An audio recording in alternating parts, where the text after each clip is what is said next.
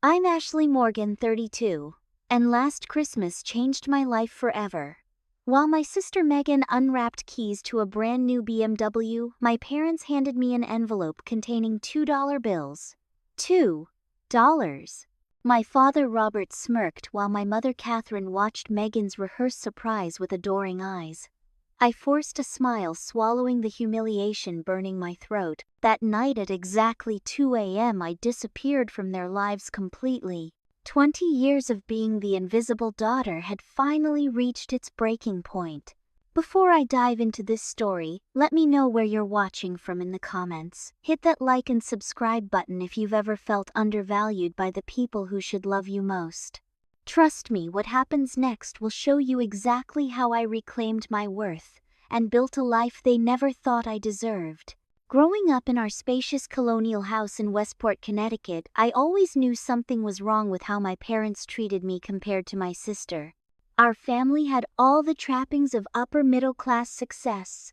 My father Robert's lucrative dental practice, my mother Catherine's interior design business, summer vacations to Martha's Vineyard and private school educations.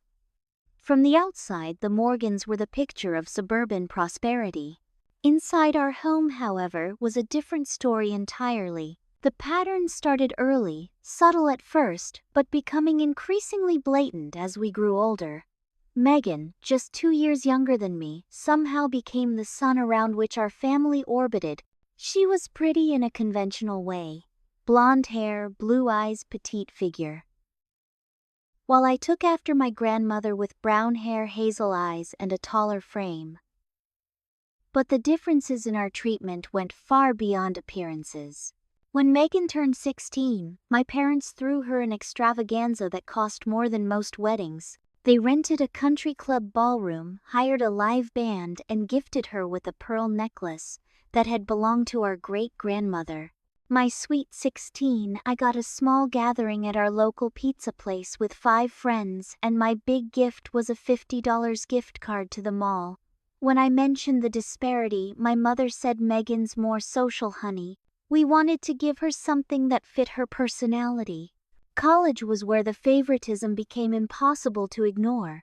My parents paid every cent of Megan's education at NYU, tuition, housing in a luxury apartment near campus, spending money, and even a car.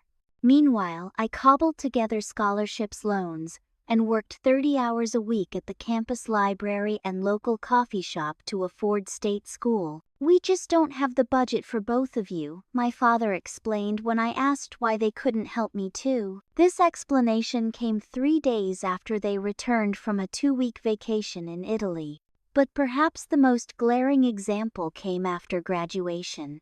Megan struggled to find direction, bouncing between entry-level marketing jobs, never staying anywhere longer than 6 months. When she complained about apartment hunting, my parents purchased her a condo outright. An investment, my father called it. That same month, I was promoted to assistant administrator at Hartford General Hospital, after 3 years of 60-hour work weeks and night classes for my master's in healthcare administration. When I struggled to make rent after my roommate moved out unexpectedly, my parents suggested I find a better paying job or get a roommate from Craigslist. Despite everything, I kept trying to earn their approval. I excelled academically, graduating with honors from my undergrad and master's programs. By 32, I had worked my way up to a senior administrator position at one of Connecticut's most respected hospitals. I managed a department of 20 people and oversaw a multi-million-dollar budget. My colleagues respected me. My boss valued me. But to my family, my achievements might as well have been invisible. Last Thanksgiving illustrated this perfectly. As we sat around my parents' immaculately decorated dining table, my mother asked Megan about her new job at a friend's boutique marketing agency. "It's amazing," Megan gushed. "I'm basically handling all their social media now. The owner says I have a natural eye for content." "That's wonderful, darling," my mother beamed. "You've always been so creative." "Speaking of good news," I interjected, "I just received a promotion at the hospital. I'll be overseeing 3 additional departments and got a substantial raise." My father nodded absently. That's nice. More responsibility means more stress though. Don't let it overwhelm you. Then turning back to Megan, tell us more about this agency. Is there room for growth there? As Megan launched into a story about an Instagram post that got 200 likes, I sat silently pushing food around my plate. No one asked another question about my promotion, a culmination of a decade of hard work and sacrifice. In that moment, I realized no achievement would ever be enough to make them see me. And so, with each disappointment and dismissal, the foundation was laid for what would happen that fateful Christmas morning, the day I finally accepted that no amount of success would ever make my parents love me the way they loved Megan. Christmas had always been elaborate in the Morgan household. Mother insisted on a professionally decorated 12-foot tree, color-coordinated gifts, and a 5-course dinner served on the heirloom china. This particular Christmas was no different from the outside.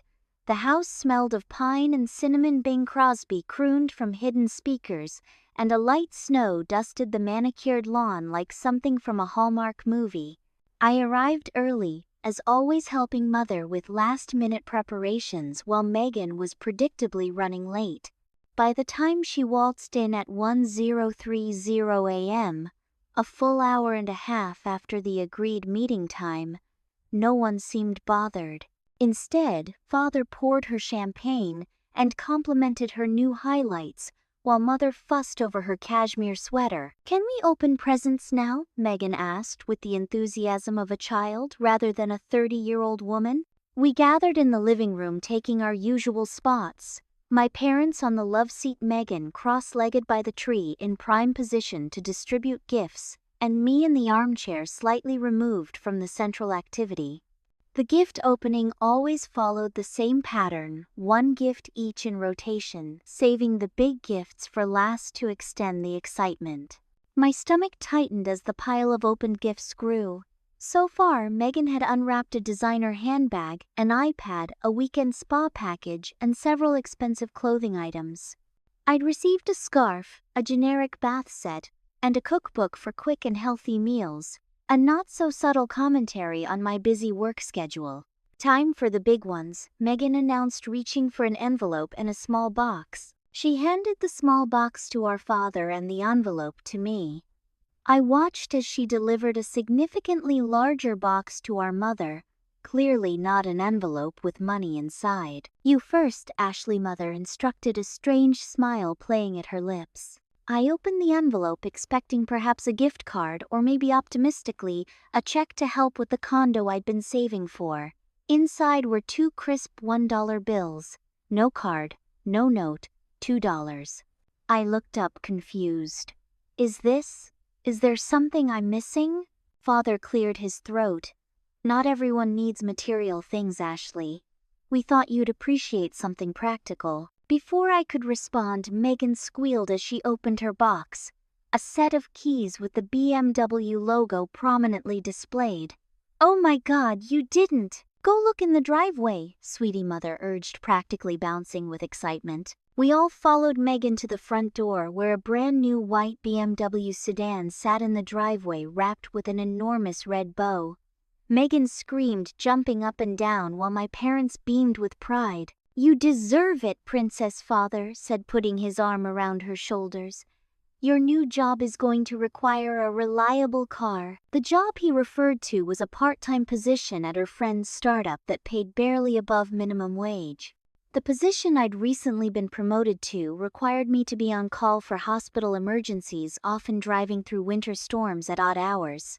In my 10-year-old Honda, with 175,000 miles and a check engine, light that never turned off. "Mom, Dad, I don't understand," I said, my voice barely above a whisper as we returned to the living room.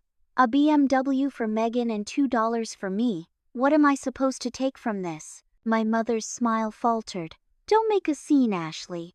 Not everyone needs to be so materialistic." Materialistic? It's not about the gift itself. It's what it represents. You spent what? $50,000 on her car, and $2 on me. Father's face hardened. "Maybe if you were more like your sister, you'd understand family values.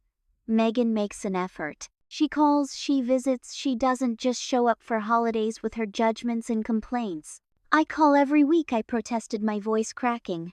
I offer to visit, but you're always busy or traveling with Megan. I work 60-hour weeks at a hospital saving for a home on my own because you bought Megan one, but told me to get a roommate from Craigslist. Mother stood up, smoothing her cashmere sweater. You're always so ungrateful, Ashley. We've given you everything, and all you do is compare yourself to your sister. It's Christmas, for goodness sake. Can't you just be happy for Megan without making everything about you? Megan approached, placing a manicured hand on my arm. Don't be upset, Ash. You can borrow the BMW sometime if you need to. Her sympathetic expression didn't reach her eyes, which sparkled with the satisfaction of being the favorite child yet again. Within seconds, she was back to gushing about the car's features. My aunt and uncle, who had been silently witnessing the exchange, suddenly became very interested in their coffee mugs. My cousin shot me a pitying look before turning away. No one spoke up. No one acknowledged the blatant disparity. No one ever did. I quietly excused myself, claiming I needed to use the bathroom.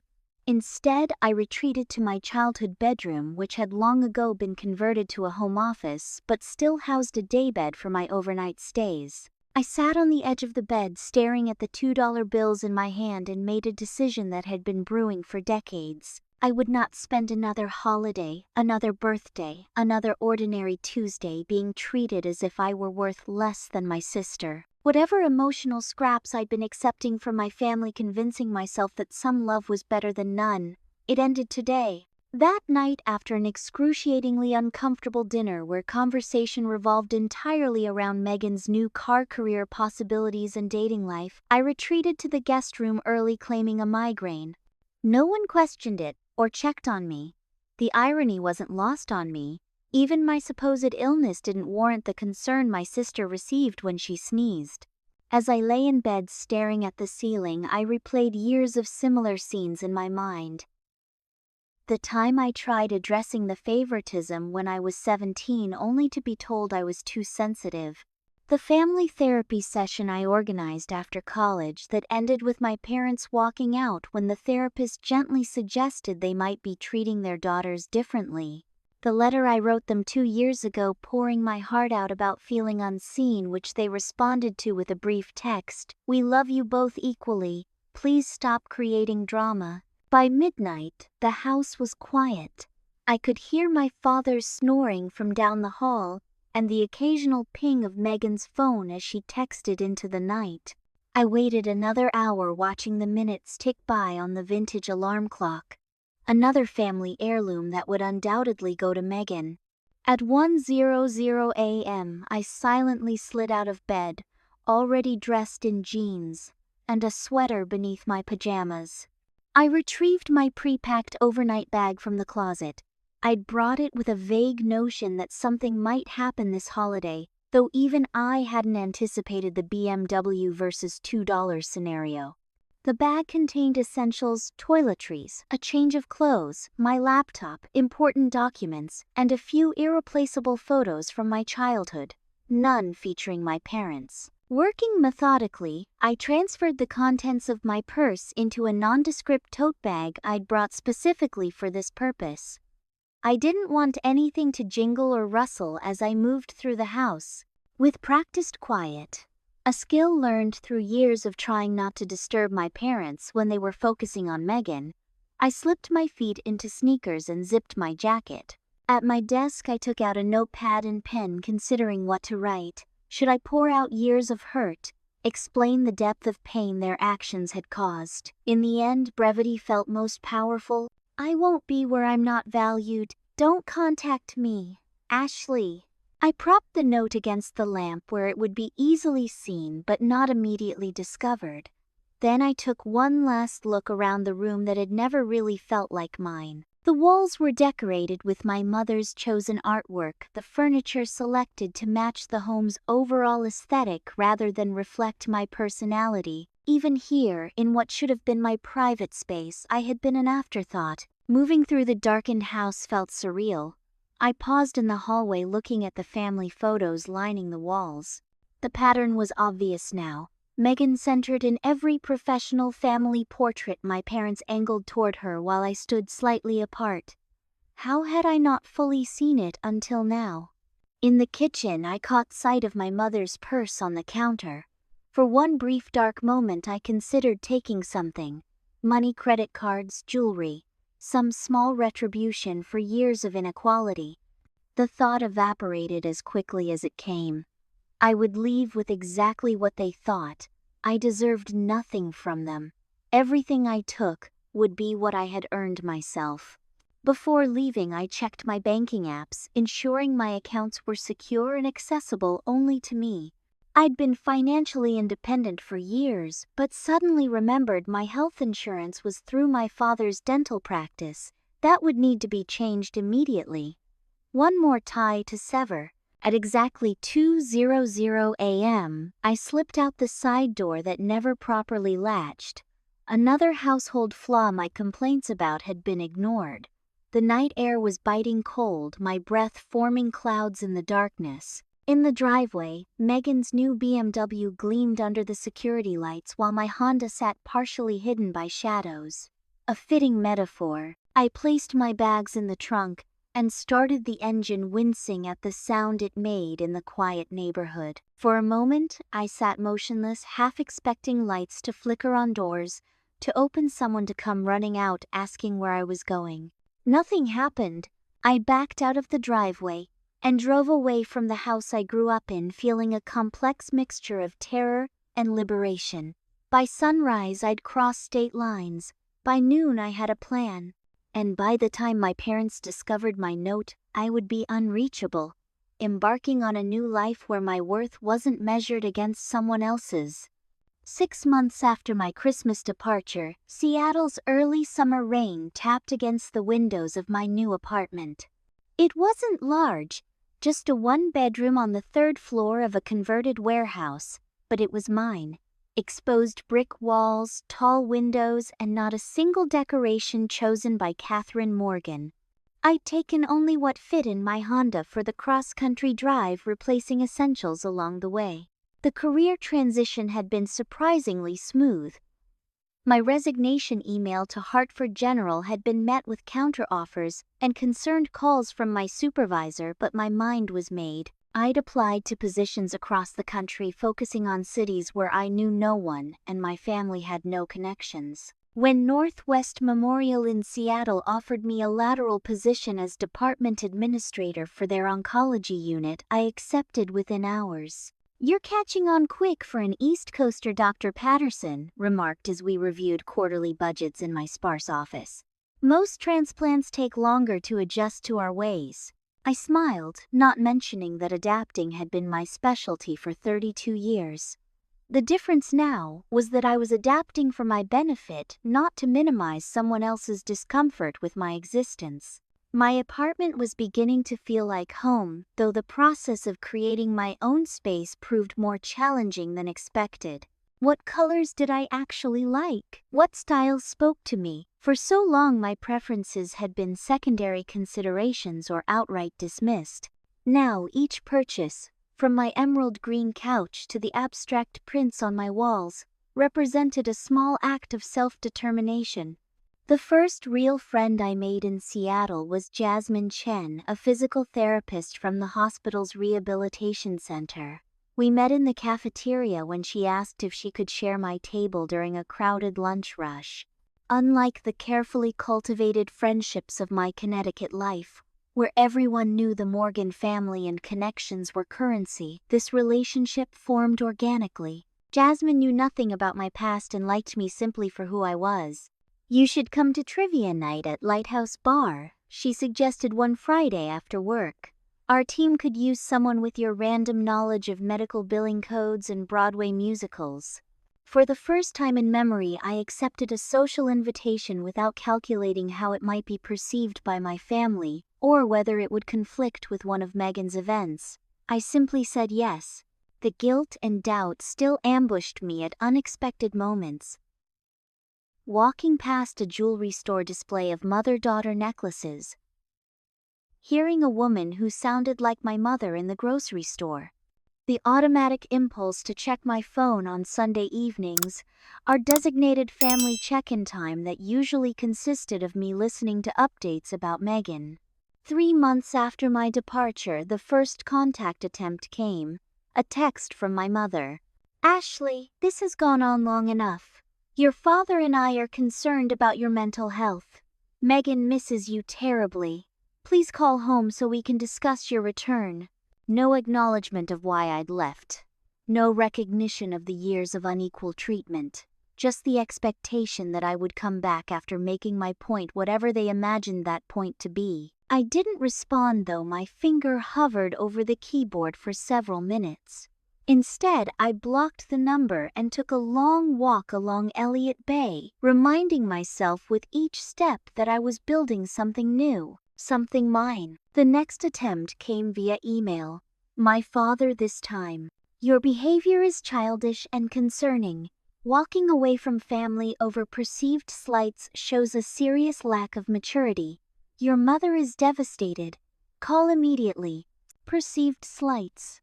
2 words that encapsulated decades of gaslighting.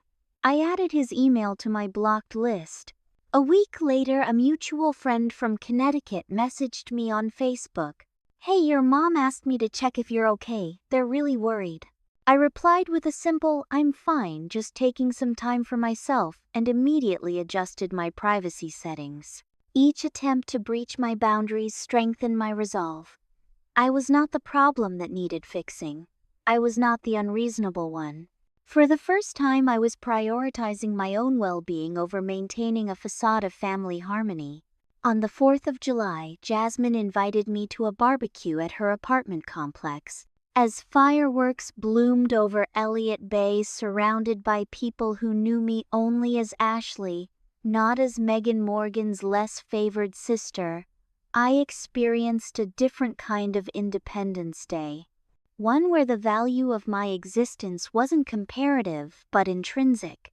"To new beginnings," Jasmine said, clinking her beer bottle against mine.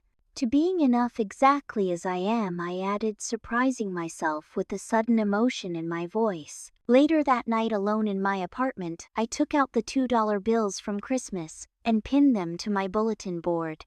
Not as a reminder of hurt, but as a token of what I'd walked away from, and what I'd never accept again. 8 months into my new life, I'd established a comfortable routine. Work at Northwest Memorial had become more than just an escape.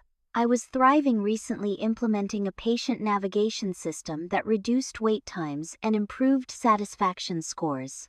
My apartment finally felt completely mine, with morning light streaming through curtains I'd chosen, illuminating space that held no ghosts of my past. I'd even started dating casually, accepting dinner invitations without the cloud of family comparison hanging over me. Then came the escalation. It started with voicemails from my mother, her voice transitioning from commanding to tearful. "Ashley, this silent treatment is childish. Call us immediately. Ashley, your father is considering reaching out to the authorities. You can't just disappear. Ashley, please. I don't understand what we've done to deserve this. We miss you. Megan cries about you." I deleted each one without response, though each message left me shaking, partly from anger, partly from the ingrained guilt that still lingered. The truth was, they knew exactly where I was. My final paycheck from Hartford General had been direct deposited, my car registration updated, my healthcare insurance transferred. I hadn't disappeared. I'd removed myself from their reach. My father's approach was more direct. "This family has obligations to each other. Your behavior is selfish and hurtful. Your mother barely sleeps. Is this the thanks we get for raising you, for putting you through college?" The revisionist history was staggering. They hadn't put me through college. I'd done that myself with loans I was still paying off and scholarships I'd earned through my own merit. The fact that he could rewrite our past so easily only confirmed I'd made the right decision. By month 9, my social media accounts, though private and unused since my departure, became billboards for their search. Megan posted throwback photos of us as children, captioning them with manufactured nostalgia. Missing my best friend and sister today. Ashley, if you see this, please come home. We all love you so much. Friends and family I hadn't spoken to in years messaged me most, beginning with, I don't want to get involved, but before proceeding to do exactly that. Extended family members I barely knew suddenly found my email address, reaching out with concerned inquiries that felt more like reconnaissance than genuine worry. They're getting desperate, Jasmine observed as I showed her the latest message. This one from a second cousin I'd met perhaps 3 times in my life. It's like they're recruiting an army. They can't stand not having control, I replied, deleting the message. My absence is the first thing they haven't been able to manage. The true invasion of my new life came on a Wednesday afternoon. My assistant knocked on my office door, looking uncomfortable. There's a call for you on line 3. It's your mother. She says it's a family emergency. My stomach dropped. I'd never provided my work number. How did she get this number? She called the main hospital line, said she was your emergency contact and needed to reach you immediately about your father. I picked up the phone with trembling hands, half convinced something terrible had actually happened. Hello, Ashley, finally. My mother's voice contained no emergency, just satisfaction at having breached my defenses. This has gone on long enough. Your father and I expect you home for Easter. Family doesn't just walk away from family. The manipulation was so transparent it almost made me laugh.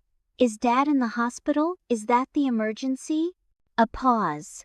Well, no, but your behavior is causing him tremendous stress. His blood pressure. I cut her off.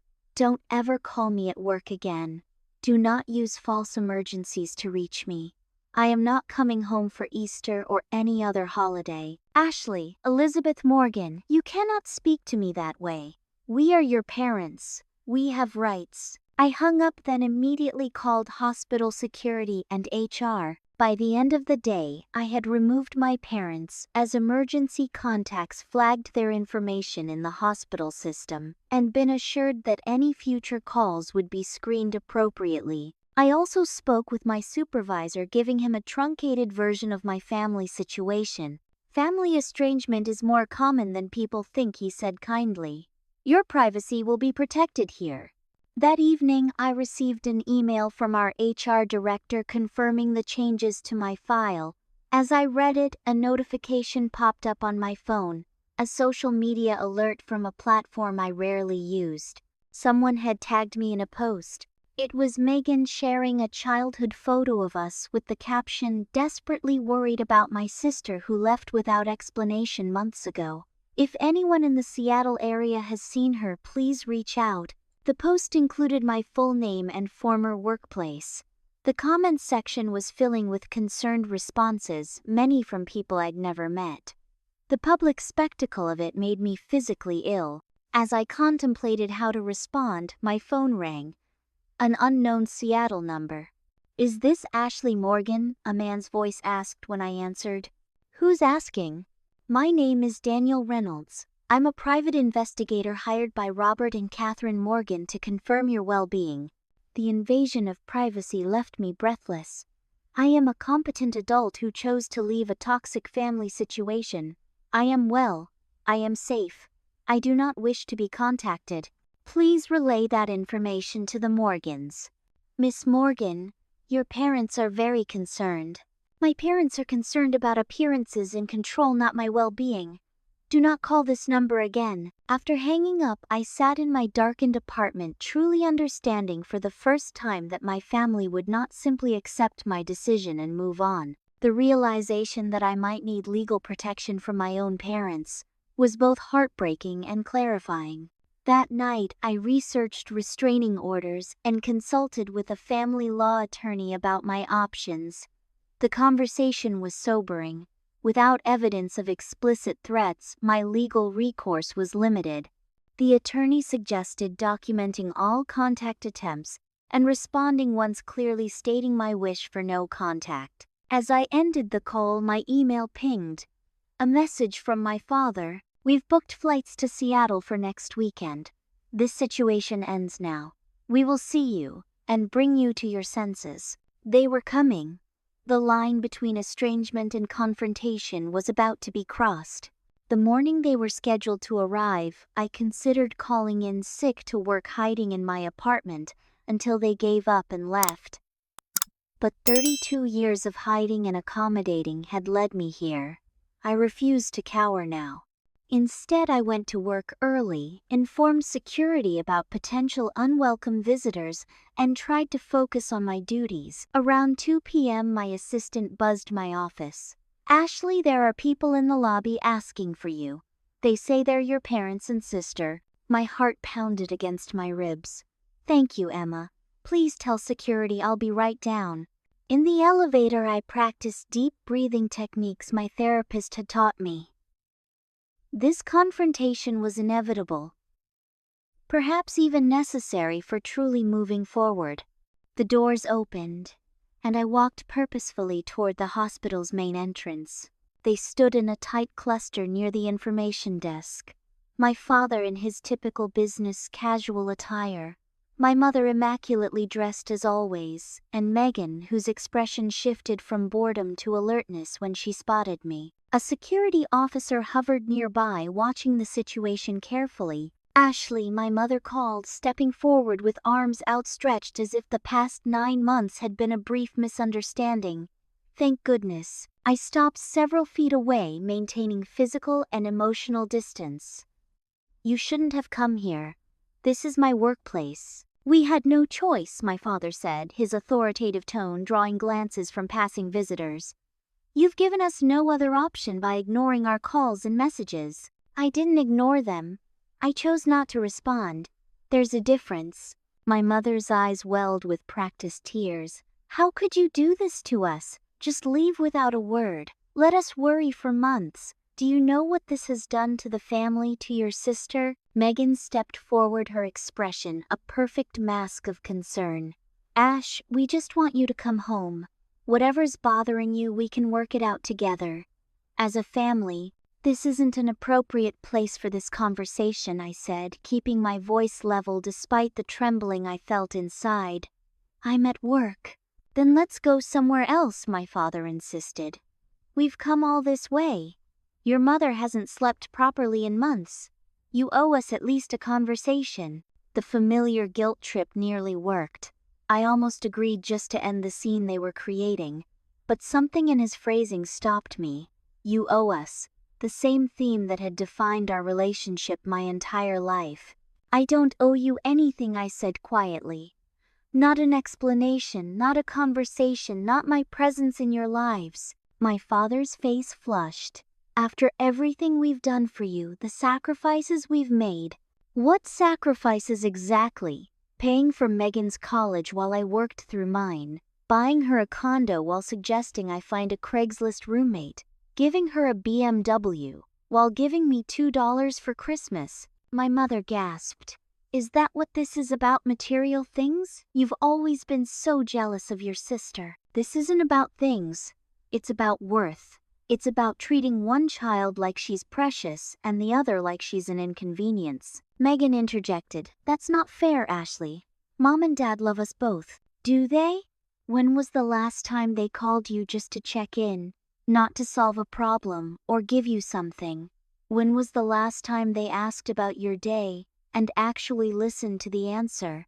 When was the last time they chose you over me? For anything?" Her silence was telling. My father stepped closer, lowering his voice to the stern tone that had intimidated me throughout childhood. "This dramatic display is exactly why we've always had to handle you differently. You've always been difficult, always needed more structure than your sister." "And there it is," I said, surprising myself with a small, sad laugh. "I'm difficult because I expect to be treated with the same love and respect as my sister. I'm dramatic because I refuse to accept scraps of attention while watching Megan receive the full feast." My mother reached for my arm, which I pulled back.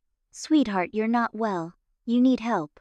Come home and we'll find someone for you to talk to." The condescension in her tone was the final straw. I am well. For the first time in my life I'm well because I'm not living in the shadow of your preference for Megan. I have a successful career, friends who value me, and a life that's mine. I don't need or want to come home. My father's expression hardened. If this is your final decision, there will be consequences. I co-signed your student loans. I can make things very difficult for you financially. The threat hung in the air between us.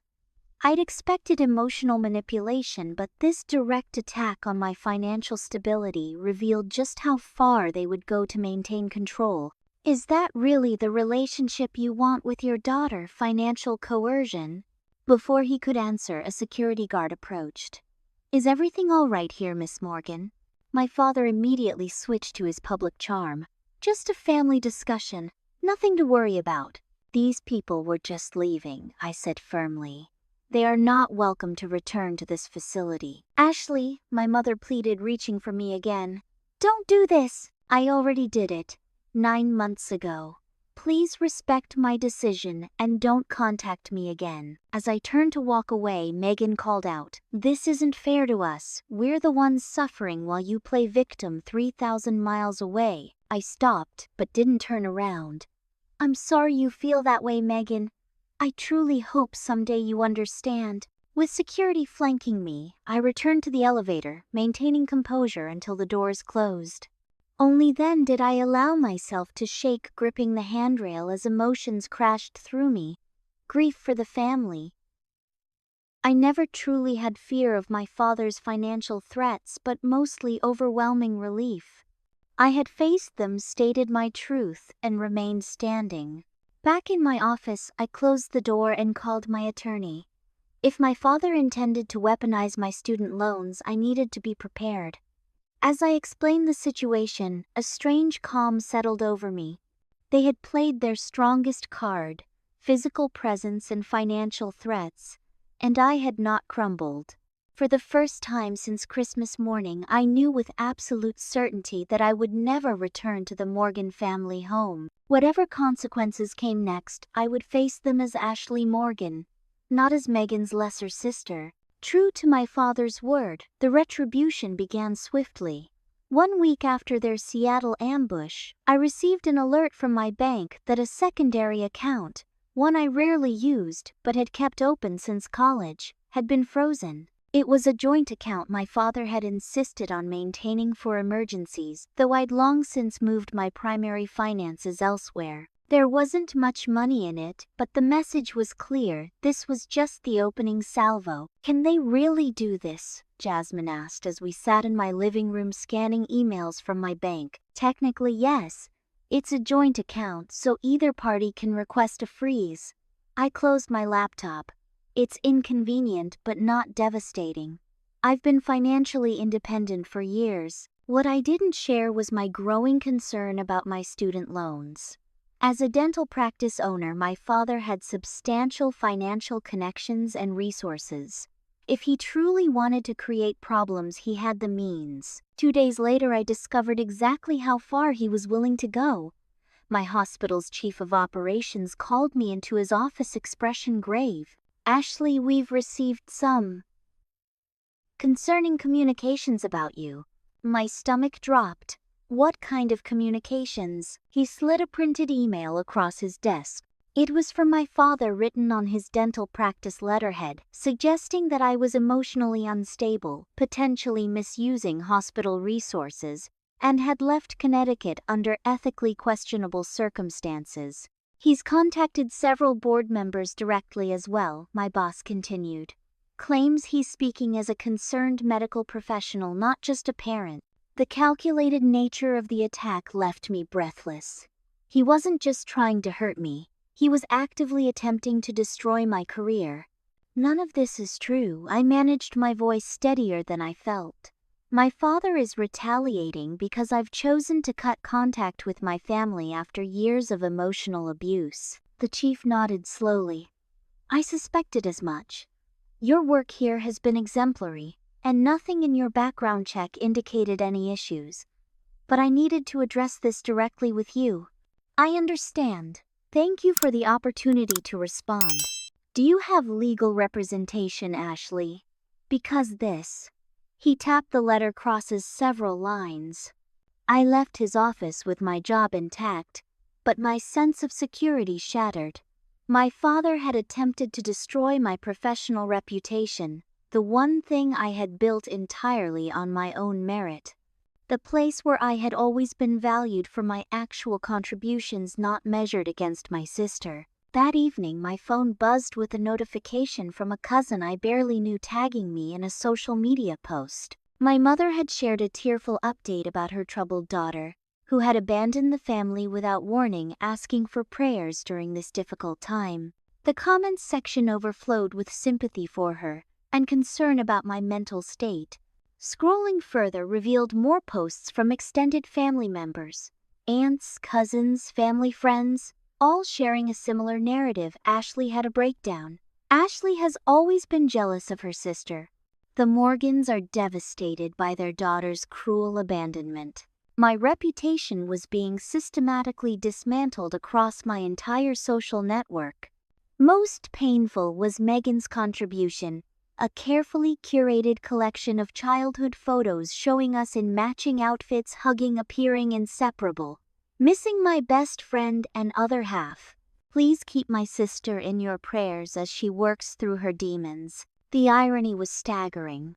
The sister who had received everything was now receiving sympathy for losing me while I was painted as unstable and ungrateful. As I sat processing this coordinated attack, my phone rang. A number I didn't recognize. "Is this Ashley Morgan?" a woman's voice asked. "Yes, who's calling?" "This is Diane Wilson from Northwest Federal Credit Union. I'm calling regarding your auto loan. We've received a request to accelerate your payment schedule." My car loan, which my father had co-signed years ago when I had limited credit history. I'd made every payment on time for years, but the loan agreement included a clause allowing co-signers to request acceleration under certain conditions. "How much would be due?" I asked, already calculating my savings. "The remaining balance is $7,843.22 due within 30 days. Another financial blow strategically timed to coincide with the professional attack. The pattern was clear. They were attempting to destabilize every aspect of my independent life, hoping financial and professional pressure would drive me back to Connecticut. After ending the call, I sat in stunned silence, the full scope of their vindictiveness finally clear. This wasn't just about bringing me home, it was about punishment. How dare I reject the scraps they offered? How dare I create a life beyond their control? A knock at my door startled me. Jasmine stood there holding takeout bags. "Thought you could use dinner and a friendly face," she said, then noticed my expression. "What happened?" As I explained the coordinated attacks, her initial shock gave way to practical determination. "First, you need a lawyer. Not just any lawyer, but someone specialized in harassment and defamation. Second, you need to document everything. And third," she set down the bags and gave me a fierce hug, "you need to remember you're not alone anymore." Over the next week, I met with a financial advisor to restructure my loans, secured a personal loan to pay off my car, and consulted with an attorney about my father's communications with my workplace. I documented every post, message, and call, building a paper trail of harassment. The most unexpected support came from Dr. Wilson, the head of oncology at my hospital. After hearing about my situation through administrative channels, she requested a meeting. "Family estrangement is actually quite common, though rarely discussed," she said, closing her office door for privacy. "I haven't spoken to my father in 15 years. How do you handle it?" I asked. "The guilt, the public perception. By recognizing that healthy boundaries aren't just permissible, they're necessary. Your parents' behavior confirms you made the right decision, Ashley. Their response to your independence is proving exactly why that independence was necessary." Her validation, from someone I deeply respected professionally, strengthened my resolve. The Morgans had launched their most devastating offensive, using every connection and resource to force my return.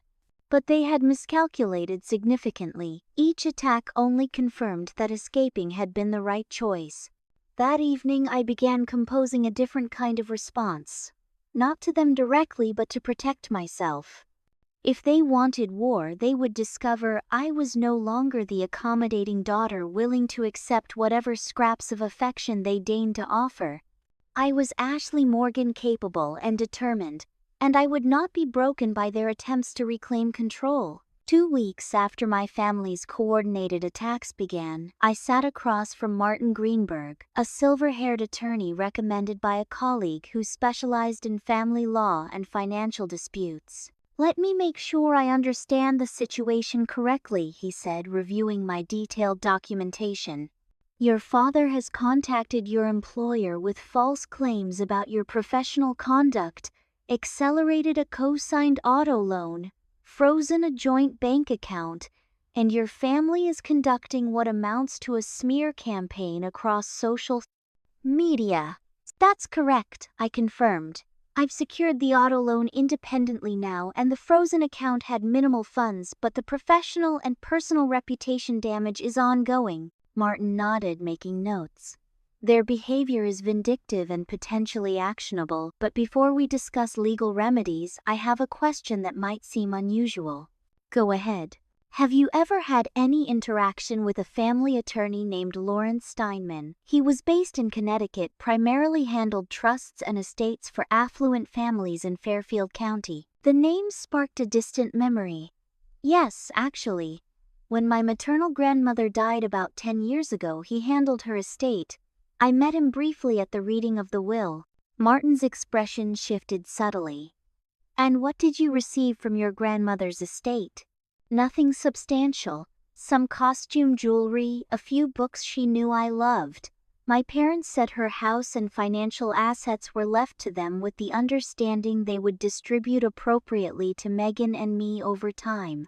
As I said it aloud, I realized how convenient that arrangement had been, and how I'd never questioned it. "Would you be surprised to learn that Lawrence Steinman has been trying to locate you for several years?" My breath caught. "What?" "I made a few calls after reviewing your case. Your family name and Connecticut connections rang certain bells. Steinman is retired now, but maintained records of trying to contact you directly at least annually since 2013, with all communications apparently intercepted by your parents." The implications were staggering. "Are you suggesting my grandmother left me something my parents concealed?" "I'm suggesting we arrange a call with Mr. Steinman immediately." 3 hours later, connected by secure video conference, Lawrence Steinman explained the truth that had been hidden for a decade. "Your grandmother, Eleanor Morgan, established separate trusts for both her granddaughters. Equal trusts, I should emphasize." The elderly attorney's expression was solemn. "The trusts were to be administered independently, with each granddaughter gaining access at age 25. You should have been notified and received full control of your trust in 2015. My hands trembled as I processed his words. "How much? What was in this trust?" "Initially, approximately $450,000. With proper management, despite the 2008 downturn, it should be valued at approximately $700,000 today.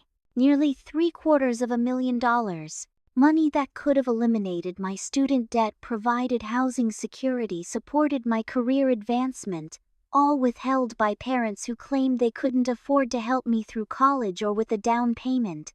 All correspondence was sent to your parents' address, as you were in college when we began attempting contact. Your father assured us he would forward everything to you." Steinman's disapproval was evident. "When you didn't respond to multiple notifications, a flag was raised in our system, but your parents provided emails and phone numbers they claimed were yours. We now know those communications were never reaching you."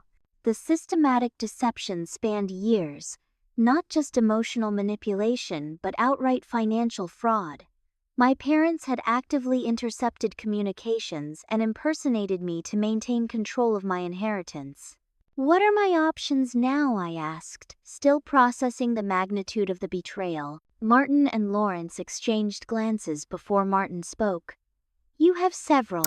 First, as the rightful beneficiary, you can claim the trust immediately with accrued interest. Second, you can pursue legal action against your parents for fraudulent interception of communications and potential misappropriation of funds." The thought of legal proceedings against my own parents, despite everything, created a knot in my stomach. I don't want a prolonged legal battle. I just want what's rightfully mine. "Understandable," Lawrence nodded. "I should note that your grandmother was quite specific in her wishes. The trusts were identical for both granddaughters, with explicit instructions that neither your parents nor one sister should have advantage over the other." Eleanor Morgan wanted equality between her granddaughters. The validation from beyond the grave brought unexpected tears.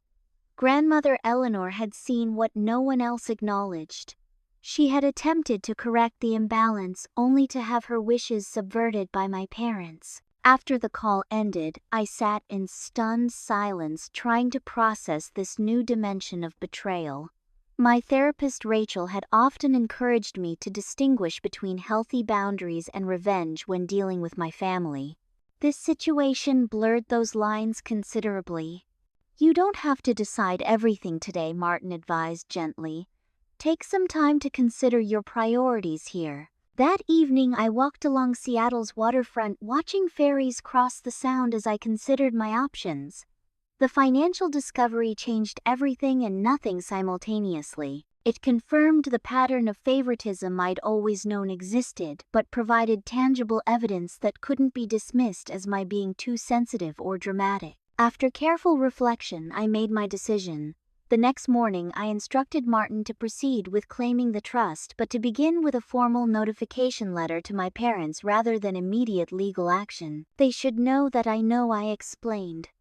Not for revenge, but because truth matters." The letter was carefully worded, factual and direct, without emotional accusations. It stated simply that I had learned about grandmother Eleanor's trust, was now claiming my rightful inheritance, and expected full cooperation in the transfer. It noted that while I had grounds for further legal action regarding the intercepted communications and potential misuse of funds, I was choosing not to pursue those avenues if the matter was resolved promptly. 5 days after the letter was delivered, I received my first direct communication from my father in weeks.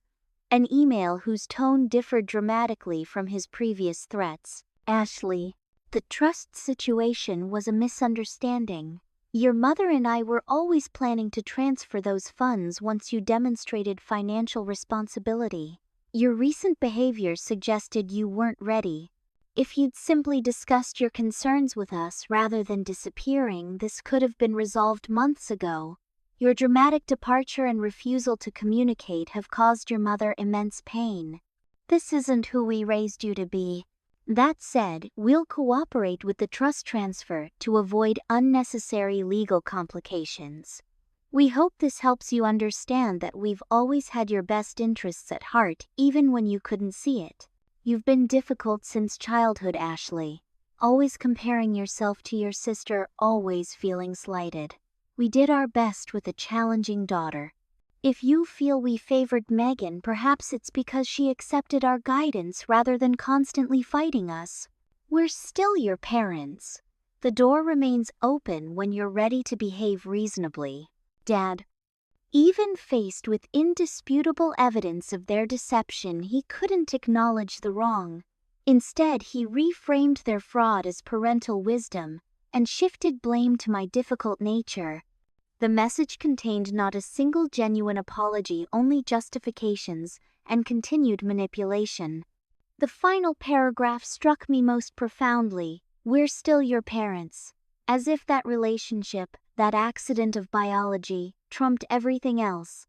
As if being my parents entitled them to my trust regardless of how they'd betrayed it. I forwarded the email to Martin with a single instruction: proceed with formal transfer of the trust. No further negotiation. Within days, paperwork was underway to transfer my grandmother's trust to my control a decade later than intended. As I signed the documents, I felt no triumph or vindication, only a weary confirmation that I'd been right all along. The parents who claimed to love me equally had willfully withheld my inheritance while funding my sister's entire life. What I didn't expect was how this discovery would affect my healing process. The concrete evidence of their deception somehow freed me from the last lingering doubts about whether I'd exaggerated the disparity. I hadn't imagined it. I hadn't been too sensitive. The pattern had been so established that they felt entitled to steal from me while claiming it was for my own good. As spring turned to summer in Seattle, the trust transfer was completed without further direct contact from my family. Through Martin, I learned my mother had attempted to challenge the process but backed down when Lawrence Steinman produced the original trust documentation with my grandmother's explicit instructions. The financial security the trust provided was life-changing, but the emotional closure it offered proved even more valuable. I hadn't left over $2 versus a BMW as they'd undoubtedly framed it to others. I'd left a lifetime of calculated inequality so deeply ingrained that my parents felt entitled to intercept a substantial inheritance while claiming they couldn't afford to help me with tuition. In my next therapy session, Rachel asked how I felt about the resolution. "Validated," I said after careful consideration.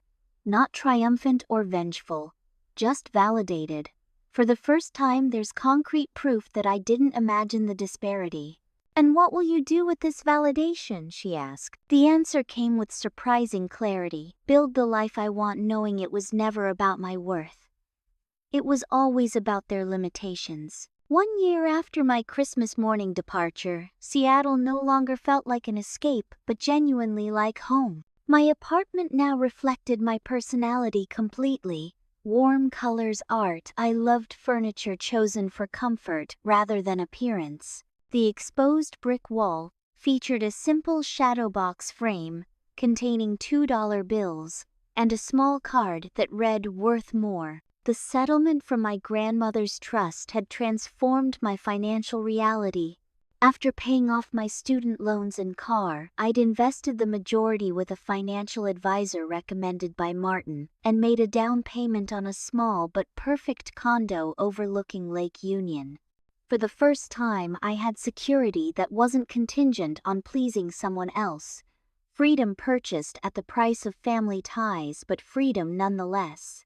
Professional changes accompanied the personal ones.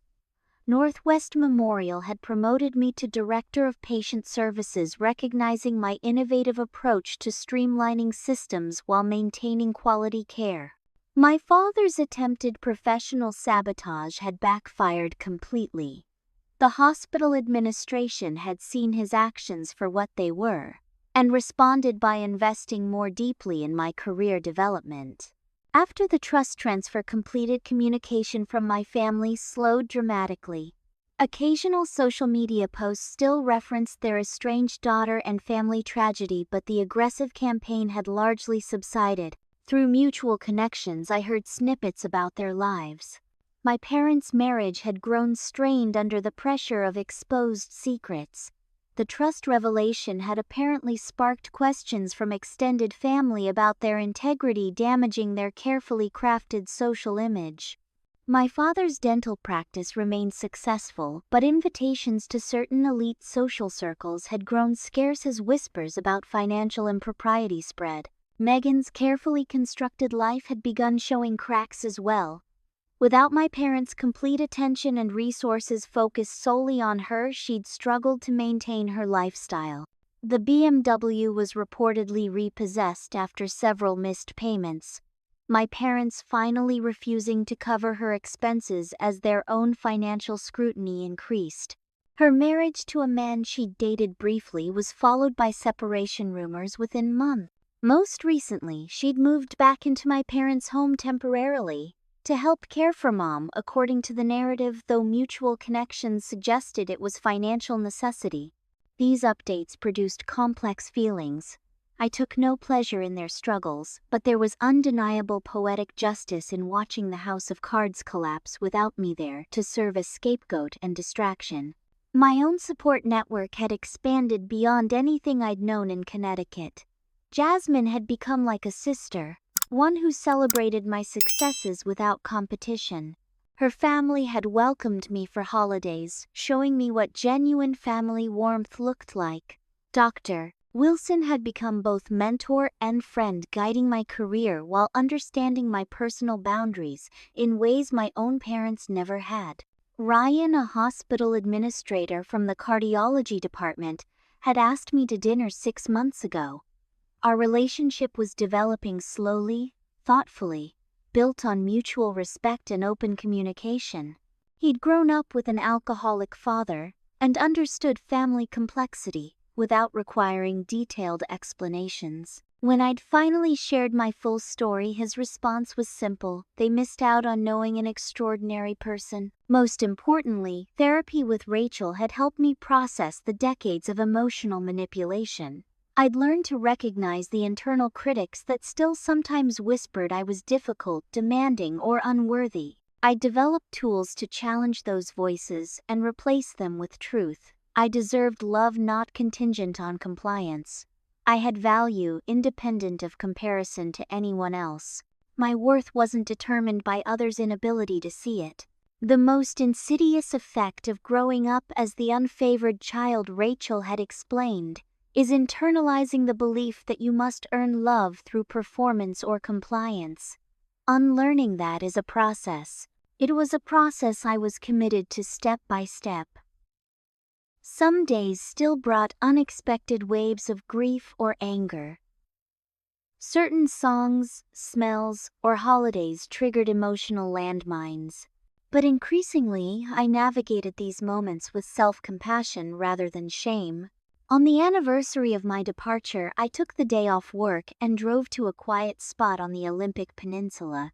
Watching waves crash against rugged shoreline, I reflected on the distance traveled in just 12 months. Not just geographically but emotionally. The $2 Christmas gift had been the breaking point, but in truth it had merely crystallized a lifetime of subtle and overt messages about my comparative worth. In leaving, I hadn't just rejected that final insult but the entire framework that enabled it. I'd refused to participate any longer in a family system that required my diminishment for others' comfort. That evening, back in my condo, I made a small symbolic gesture. I donated exactly $2 to a charitable organization supporting estranged family members, not out of spite, but as acknowledgement that those $2 had ultimately purchased something priceless: the courage to value myself when others wouldn't. I thought briefly about contacting my family, not to reconcile, but to thank them for the inadvertent gift of freedom their actions had given me. In the end, I decided against it. Some chapters were better closed without forced resolution. Some journeys were meant to be walked alone, at least for a time. Instead, I texted Jasmine, Ryan, and several other friends who'd supported me throughout the year, inviting them for dinner that weekend to celebrate what I called my Independence Day. These people, chosen family rather than biological one, had shown me what genuine connection looked like. They had valued me without comparison, supported me without conditions, celebrated me without resentment. As I prepared for bed that night, I caught sight of my reflection, standing taller, smiles coming more naturally, eyes clearer than they'd been in decades. The woman looking back at me wasn't defined by being Megan Morgan's less favored sister, or Robert and Catherine Morgan's difficult daughter. She was simply Ashley, worthy, resilient, and finally genuinely free. Have you ever had to walk away from a relationship that wasn't serving you? I'd love to hear your stories in the comments below. Sometimes the hardest decisions lead to the most necessary growth. If this story resonated with you, please hit that like button and subscribe to hear more journeys of self-discovery and healing. Remember that your worth isn't determined by others' ability to see it. You are enough exactly as you are. Thank you for listening to my story, and I wish you courage on your own path to authentic living.